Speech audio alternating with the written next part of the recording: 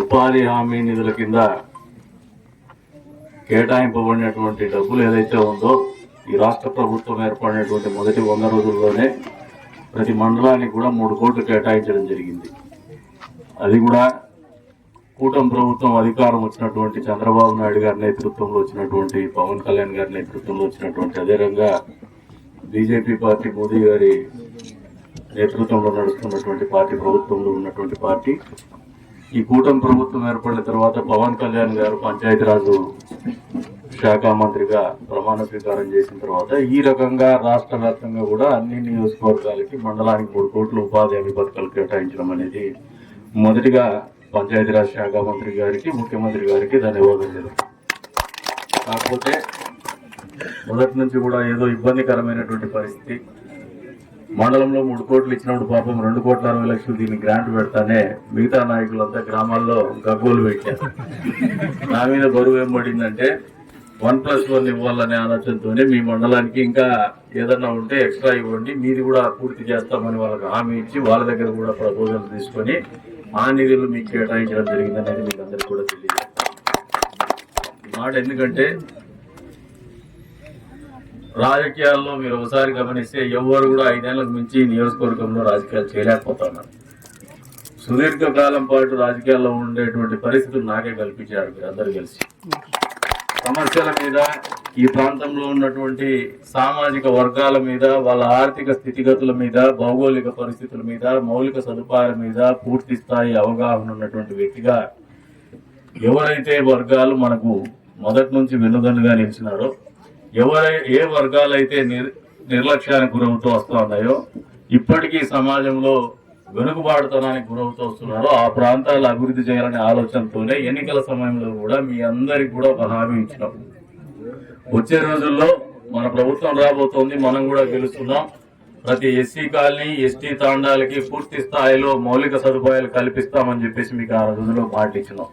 అందులో భాగంగా మొన్న ఉపాధి హామీ వాళ్ళ ద్వారా అన్ని మండలాల్లో కూడా ఎస్సీ కాలనీలు కావచ్చు, ఎస్టీ తాండాల్లో కావచ్చు, కావలసినటువంటి రోడ్స్ కానీ, డ్రైన్స్ కానీ, ఇంకా ఏదైనా తాగునీరు సమస్య ఉన్నా, బడి సమస్య ఉన్నా కూడా సమగ్రంగా ఒక నివేదిక బోధించమన్నాం. అది కూడా పూర్తయింది.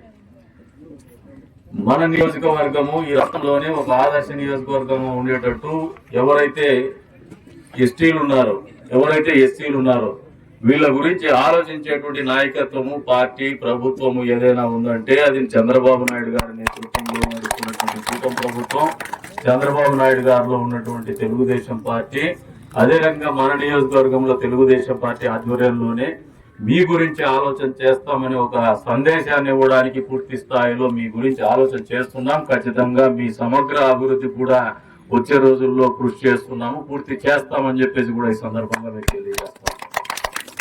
అంతేకాకుండా ఇందాక చెప్పినారు ఆయన 2,60,00,000 చాలని. మామూలుగా చీరిచ్చిన ఆయమ్మ పీట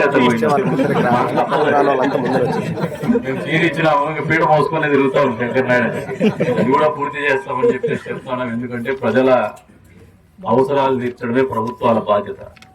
మనకు గతంలో 5 సంవత్సరాల కాలంలో మీరందరూ చూపించినటువంటి చొరవ కావచ్చు, పోరాట పటిమ కావచ్చు, జీవితంలో ఎవరికి దొరకనటువంటి అదృష్టం నాకు అది.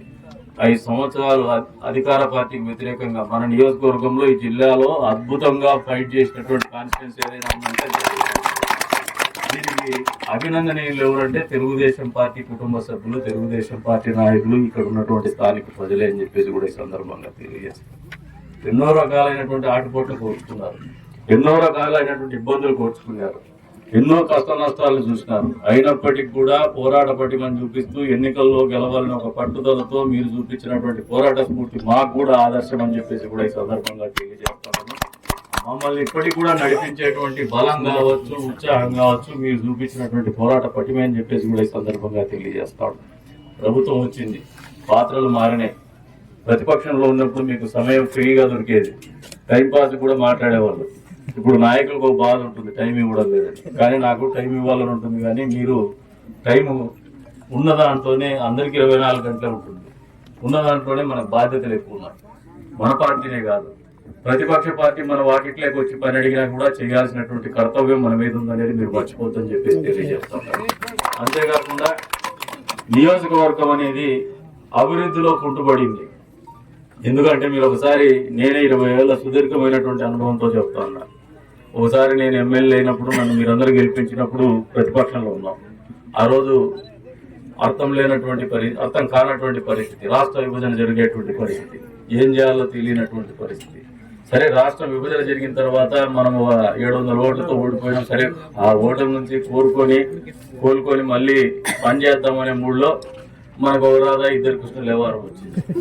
మనం ఏం చేయాలో మనకు తెలియనటువంటి పరిస్థితి, మనల్ని అనునిత్యం అణచివేతకు స్వపక్షంలోనే విపక్షాన్ని చూసినటువంటి పరిస్థితి. మళ్ళీ అక్కడి నుంచి కట్ చేస్తే మనం ప్రతిపక్షంలో ఉన్నాం, పదవి లేదు, అధికారము లేదు. కానీ పోరాటం అయితే మాత్రము మనము ఎంత జీవిత కాలము కావాల్సినటువంటి అనుభవం నేర్పించేంత దిశగానే ఆ పోరాటాలు జరిగినాయని చెప్పేసి కూడా ఈ సందర్భంగా తెలియజేస్తా ఉన్నాను. ఆ స్ఫూర్తి నుంచే నేర్చుకొని ఈ రోజున బాధ్యతగా ఎన్నిక కాబడిన తర్వాత కూడా మీరందరూ గమనిస్తే పక్క నియోజకవర్గాల్లో, ఈ జిల్లాలో 14 నియోజకవర్గాల్లో ఎమ్మెల్యేలకు ఎంత టైం కేటాయిస్తున్నారంటే వాళ్ళందరికంటే కూడా దాదాపు మనకు దరిదాపులు ఎవరు లేనంత సమయం నేను మీకు ఇస్తానే ఉన్నాను నియోజకవర్గానికి నా బాధ్యత కింద. ఎందుకంటే నాకు బాధ్యత ఉంది. మీరందరూ కలిస్తేనే నేను నాయకుడిగా ఎదిగా. ఆ ఆలోచన ఎప్పుడు కూడా నాకు నిరంతరం ఉంటుంది. మీరు అర్థం చేసుకోవాల్సింది ఏమంటే, మామూలుగా అధికారం వస్తానే నాయకులు దూరం అవుతారు, ఎమ్మెల్యేలు పలకరింపు ఉండదు, ఎమ్మెల్యేలు దొరకరు అని చెప్పేసి ఆలోచనతో ఉంటారు. అందరి కోసం బతకాలనే ఉన్న ఆలోచనతో ఉన్నాం, అందరి కోసం పనిచేయాలనే ఆలోచనతో ఉన్నాం. మీ అందరికి కూడా వచ్చే రోజుల్లో నేను ఈ 100 రోజుల్లోనే చెప్తాను. గడిచిన 4-5 రోజుల నుంచి కొంచెం ఫ్రీ టైం ఇస్తా అన్నారు, మధ్యలో గ్యాప్ ఇస్తా అన్నారు. తోపిసలాట తగ్గింది. ఎందుకంటే